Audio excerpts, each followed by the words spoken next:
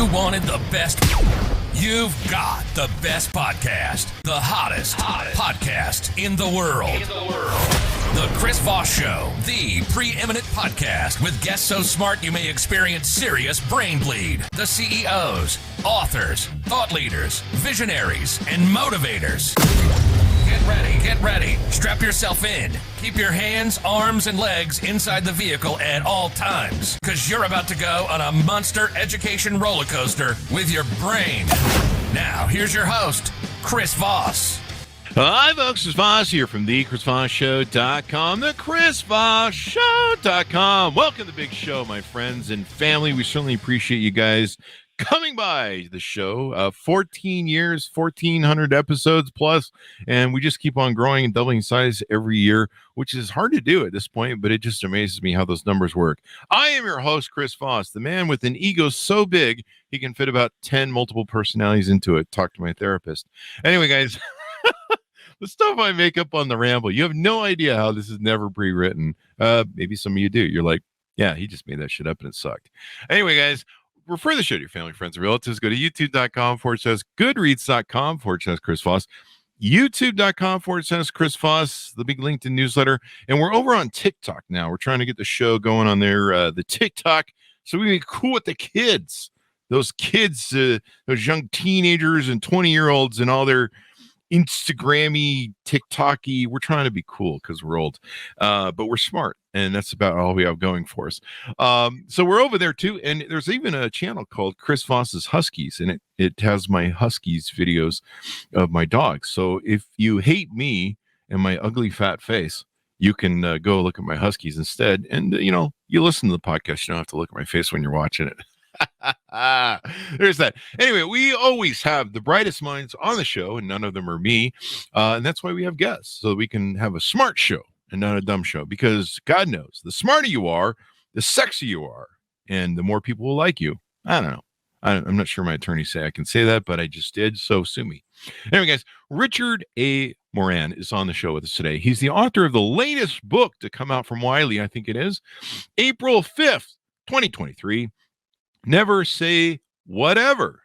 How small decisions make a big difference. Richard has served as a CEO, a college president, a venture capitalist, and a top-level consultant. He is a set of one. He has worked for or with some of the world's leading organizations, including Accenture, Apple, News Corp, American Airlines, PG&E, and many others. He prides himself on his matter-of-fact manner of consulting and believes that many parts of the business world are needlessly complicated.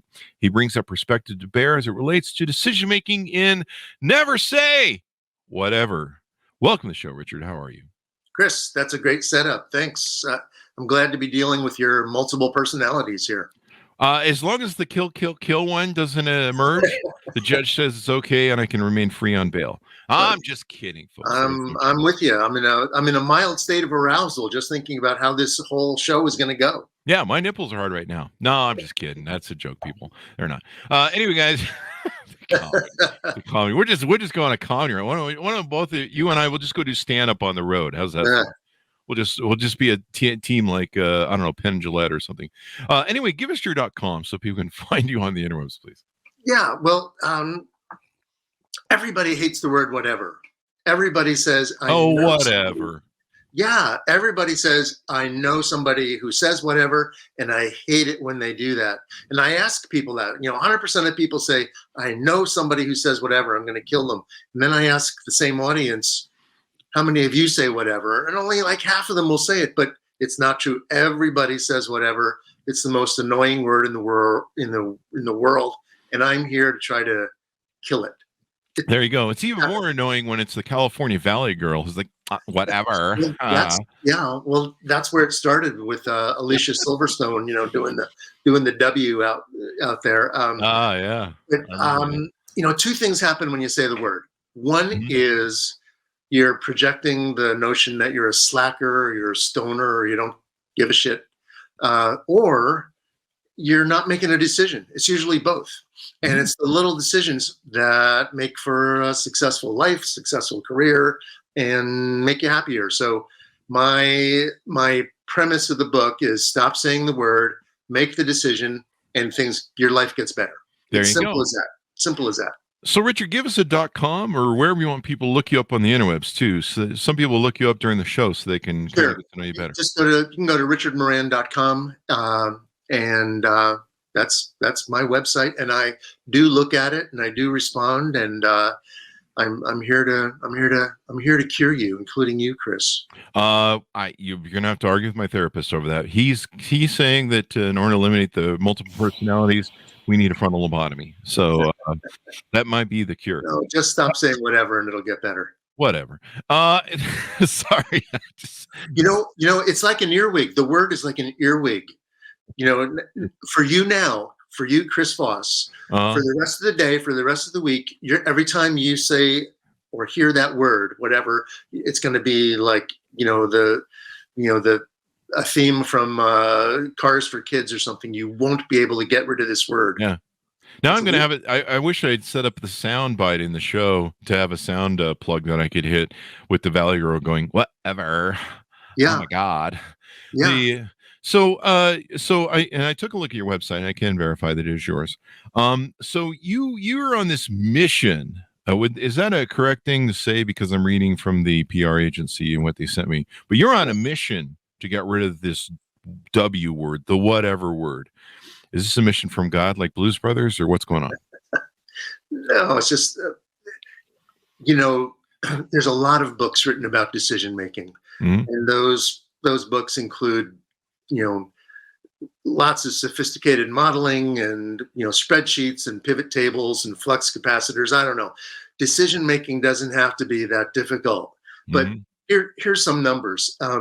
When you go out to lunch with a colleague, you are making about 300 decisions. Researchers at Cornell have this figured out. During the course of a day, you make about 35,000 decisions. So think tired about already. Lunch. Wow. Yeah. So think about lunch. You go out. Where do we go? Where do we sit? Is it cold enough? Is it hot enough? Do I want roast beef? Do I want chicken? Do I want sourdough, whole wheat? And every time you say the word whatever, you're likely to get the sandwich that you don't want. So there you go. It's a simple metaphor about that. And people get confused. They think that there's so many big decisions. There aren't. Life is made up of a lot of minuscule decisions. So and again, it's research, but people are hard pressed to name more than 10 or 12 big decisions in their lives. Where you live, who you marry, where you go to school, your faith, whether or not you should get a dog. I don't know. There's just not a lot of big decisions. So I don't want to sound like a missionary, but it's a simple decision-making tool. If you just stop saying that one word, things get better. There you go. Is there psychology for a reason we default to whatever? Is there some sort of thing in our brain where we're just like, I don't want to be difficult. I don't want to be the pain in the butt person. I don't want to be, seen as, highly, what's the word? Some people are complicated or highly demanding or highly selfish or, there's kind of maybe some people approach it from that or some people, they're high maintenance, and you don't want to be seen as that. So you're just like, whatever, I'm good. I'll do whatever. Yeah, whatever can mean. I'll just go along with it. That's one lazy way to fill the air with the word. But it usually is. It can be passive aggressive. It can be dismissive. It can mean screw you. It can mean. It can mean I'm helpless. It can mean I'm lazy. It can mean you make the decision for me and I'll blame you later. There's like 20 different decisions and they're all, the only good way to say whatever is. I love you and I'll do whatever it takes to win your affections. Other than that, it just is, the psychologists would say it's you're avoiding a decision. And we do that because there's so many decisions in our lives right now. And when you don't make them, they tend to pile up and then we get decision fatigue and then it's even worse. You might be able to attribute whatever to women speak. And it's kind of like when women say fine and they're not fine. And maybe if a woman says, whatever you want to do, buddy. It's not, she really doesn't mean whatever that you should do. I have to admit that a lot of guys have told me, well, women say that. Oh, And young women say that. And guess what? It's not the case. yeah. And everybody says it, old men, young men, in every country, every state. I had a New Yorker tell me, well, I'm from New York. We're in your face all the time. Whatever. And he said it in the same sentence. Yeah. So it's not Valley Girl speak. But it can also, think about this. It can be, you can say the word, or you can shrug your shoulders, or you can roll your eyes, or you can give somebody the middle finger. I mean, there's lots of ways to convey whatever. But it's the same message all the time, and it can be a real passive aggressive way to deal with people. Definitely. Well, that explains my first 7 marriages. That's just a joke, people. Well, I've been married 9. If it comes up often where it drives women crazy when you get together for dinner and the woman says, "Hey, honey, what do you want for dinner?" And the guy says, "Whatever," which is, she wants to punch him in the face because it's a way to say, I'm dismissing you. So, yeah. And again, it's bad. So it's not like, it is something that everyone says, and it is just an easy way to cure yourself of something that's easy to do. Hi, folks. Chris Voss here with a little station break. Hope you're enjoying the show so far. We'll resume here in a second. I'd like to invite you to come to my coaching, speaking, and training courses website. You can also see our new podcast over there at chrisvossleadershipinstitute.com. Over there, you can find all the different stuff that we do for speaking engagements if you'd like to hire me, training courses that we offer, and coaching for leadership, management, entrepreneurism, podcasting, corporate stuff. With over 35 years of experience in business and running companies as CEO. And be sure to check out chrisvossleadershipinstitute.com. Now back to the show. Is there any good case of using the word whatever that won't get you in trouble, or is it pretty much just a bad word that we need to maybe put on the 4-letter word expletive list there?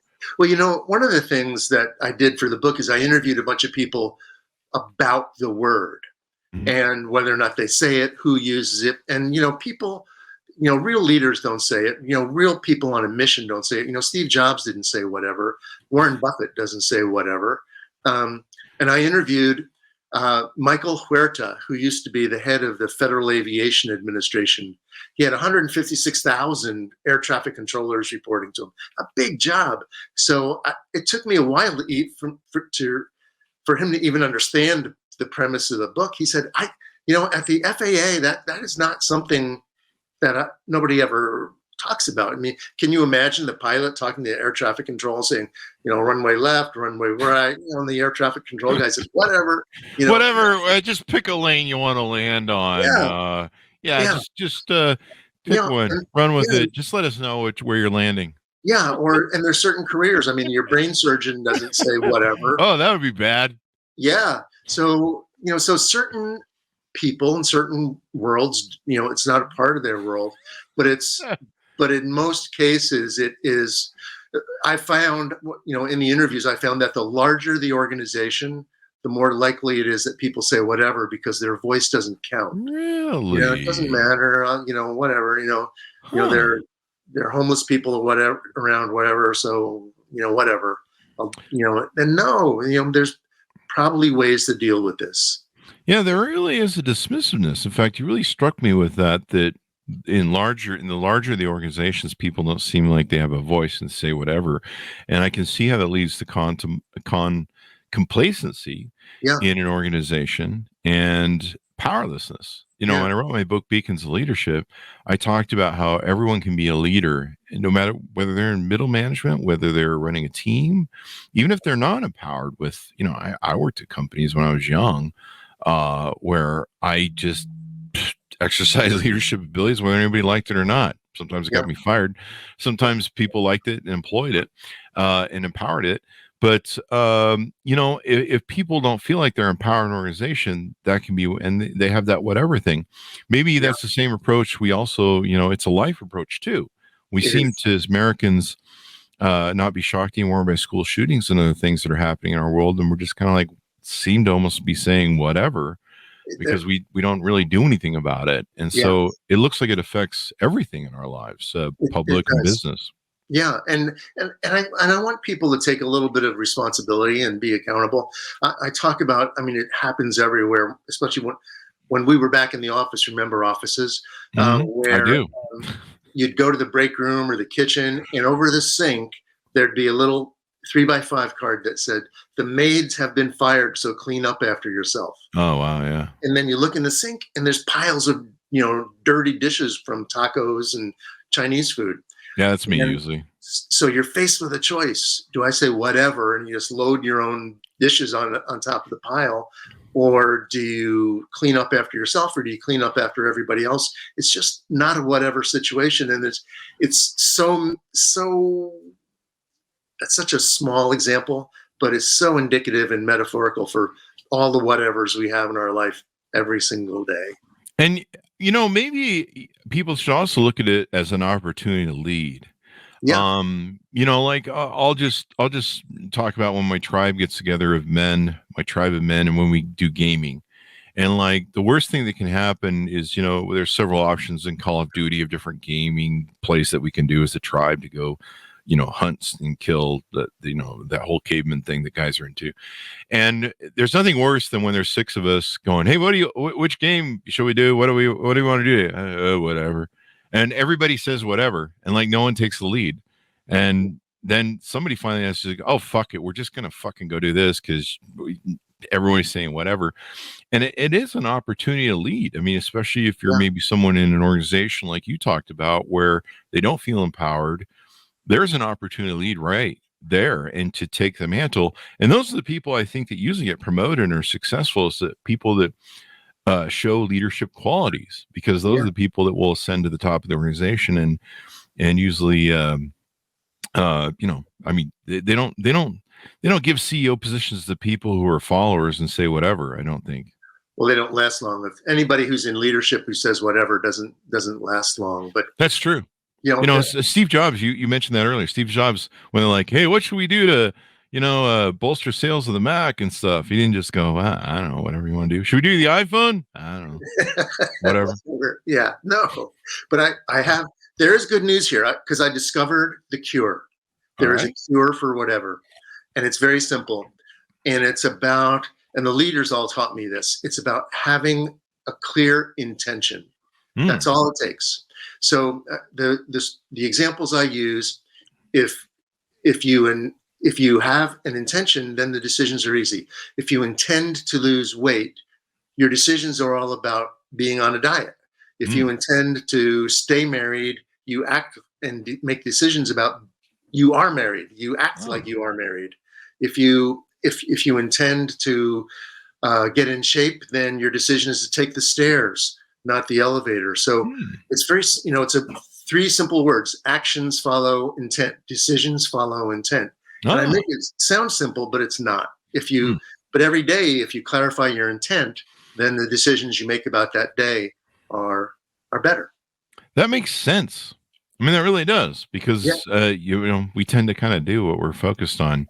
And so if you're focused on the wrong thing, like you're looking at something and going, "I don't like this and I don't want to do it," you're going to focus on things that maybe sabotage it or don't do it. Yeah. And if you're focused on making something work, we could fall back to Steve Jobs again. One of my friends was on the team that built the iPhone.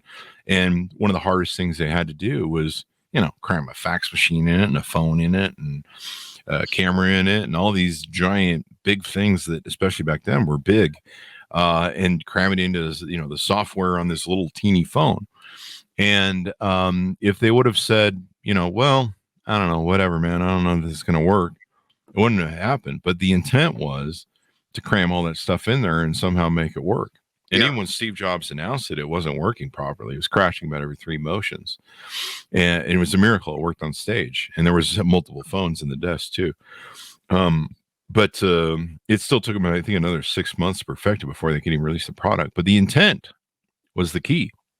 Yeah. Yeah. And when you think about it, when when I talk about intent, people think, well, we're talking about a big corporation. We're talking about IBM, and they put their mission and their vision and their intentions up on the wall. And I'm bringing it down.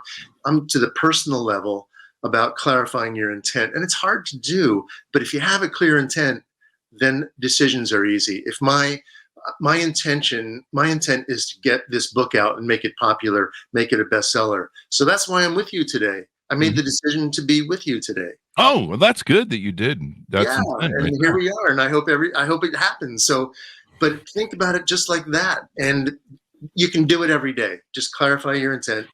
Today, I intend to get exercise, so I'm going to make some decisions so I have free time to do that. There you go. Yeah. And I intended to bring my good personality to the of my 10 personalities to the show today, and I think it's working so far. I haven't heard the kill voice, so we're doing it. But there's still time. Great. What haven't we touched on that you cover in your book that we can tease out? Well, there's things, people need to recognize that I'm talking about them, and I'll give you a little survey. So here's some questions I have, like, do you eat second helpings even when you don't want them? Whatever. If they're good. That's a way to get fat. I've seen that movie. I am that movie. Do you schedule or attend meetings to kill time? That's whatever. Or do you hang around with friends that you don't like? That's whatever. There's just, do you not get dressed up for a Zoom meeting? Do you say whatever about that? Because people notice. It's not a whatever world. It's a people notice world, and that's what I'm talking about. It definitely is. I love the concept of whatever. Now I'm going to feel guilty saying it, although the opposite has happened in my brain. I just want to say whatever. Oh my God. I know. You're going to think about me. I'm going to be like Barney when he sings "Happy Birthday" to your kids. Me? No, I'm just kidding. In your ear. But no, I'm going to be more conscious of it, and I think that's the great thing about your book and what you're bringing to light is that we need to be conscious of this data and taking more leadership roles. Like, I know even in my relationships with women, if you ask them, what do you want to eat? Where do you want to go? I don't know, whatever. They want you to lead. And so you pick a place and you go, you set up, when I set up a date, I lead. I pick the place, I pick the time, I say where we're going, and that's where we're going. People like leaders. We look through life. I think people don't realize how much we look through life for leadership and leaders and people to guide us. It's kind of an innate nature of human beings. And I don't know why. Maybe it's a tribal mentality or a community mentality. There always has to be a leader. And so whether it's politics, whether it's business, whether it's life coaches, or maybe an author, or, whoever, maybe it's a TV show host. Oprah was a great leader to a lot of women and people, whatever that is described to, it seems like we're always kind of searching for messages. And it seems like we look to leaders to tell us those messages. And I suppose you can ascribe to whatever the caveman basis is that, but there tends to be a lot fewer leaders than there are followers. It seems like there's a lot more followers than there are leaders. Yeah. And it just, maybe that's the way the dynamic works, but understanding these things of leadership, et cetera, et cetera. The next book you should write is one of the things that I come across a lot of times, especially on dates, is people who use the word like and like like. Those are a little more benign than the word whatever. I would give you that. And everybody knows, the retailers, everybody knows that we're having trouble with decisions and choices right now, and comments about your leadership. And my favorite restaurant in San Francisco is the House of Prime Rib. They have taken all the choices out of your world because you don't go there to get fish. You don't go there for vegan food, huh? Well, I don't even know they have it. But probably not. Yeah, but it's title, right? The world is recognizing, marketers are recognizing that we're struggling with choices, and I think we're struggling with leadership, as you said. Yeah, it's really become I don't know what's going on with the whole leadership thing, but it seems like we are struggling with that a lot, and people, I don't know if it's I don't know if people are just less leadership-y their leadershipery anymore.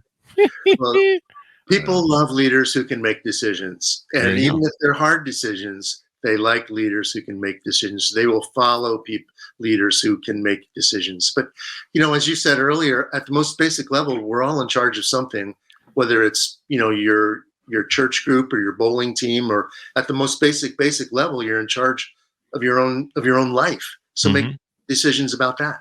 Yeah, that's always a good idea. Make decisions about your own life. That's quite the concept you got there, man.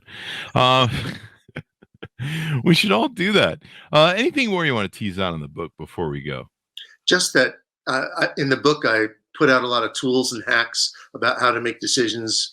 They're all easy. Everything from lists of pros and cons to, one person said when it was a guy, when he has to make decisions, he consults with the magic 8-ball, just turns it over, and that's how he makes decisions. Well, it's a way that works for him, so go with it. But the book is full of little easy ways to make decisions. Yeah, unless the magic 8-ball says whatever, then that's. It doesn't say that. It doesn't? There's not one in there? No, it might say answer hazy, try again. That's as close as it's going to get. I'm going to go make an 8-ball that every answer always comes up as whatever. Yeah. And some people and then I'm going to sell it as the ultimate passive aggressive non-decision makers 8-ball thing as a parody joke. I don't know, thing. Don't send it to me. I won't send it to you. What's happening with the book that I like is people are buying it and leaving it on their boss's chair at night, or leaving it in their partner's under their pillow. As in, stop saying this word. Can I do a 5-star review on Amazon and just say whatever? Yeah, you probably can. As long as it's a 5-star, right? Yeah. Do it. I'll look whatever with this book. No, I really love the idea, and you've really made me you've given me an epiphany or two as to why people feel disempowered in big corporations. That's a big deal for people. And the other thing I love about your concepts, Richard, is like you said at the beginning, we make everything overly complex, and therefore we have a harder time getting to the truth and honesty about something or resolving issues. And life is really simple, some simple rules. Do good unto others like you would have them do unto you. Like whether you're religious or not. I'm an atheist. I mean, that makes sense. It's like, hey, I don't want people to be marauders and steal my possessions and raid my house. So I won't raid anybody's house this week. Maybe next week. Good idea. Yeah, that's what the judge says too. So there you go. Well, Richard, it's been very insightful to have you on the show, and you've expanded our minds and our knowledge. Give us a .com so we can find you on the interwebs and learn more. It's richardmoran.com. The book is available everywhere. So I think whether you buy it for your college graduate who's facing all these decisions or anybody else, I think I'll leave you with 3 words: never say whatever. Never say whatever. That's the key word. And hopefully you've given us plenty to think about. I know whenever if I say whatever anytime soon, I'm going to be like, oh my God. I'm in your ear.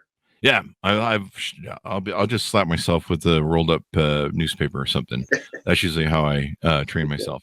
I have dogs, so that's how we train Chris around the world. In fact, my dogs hit me with newspapers. Don't hit your dogs with newspaper. That's people. That's a 70s joke. Anyway, order up the book wherever fine books are sold, people. Never say whatever. Whatever. Never say whatever. How small decisions can make a big difference in your life. Out April 5th, 2023. Thanks for tuning in, everyone. Be sure to refer the show to your family, friends, and relatives. Check out the new AI podcast at AI podcast chrisvoss.com, or I think it's AIChrisVoss.com. There's a few variations we bought as a referral. Thanks for tuning in. Be good to each other. Stay safe and don't say whatever. We'll see you next time.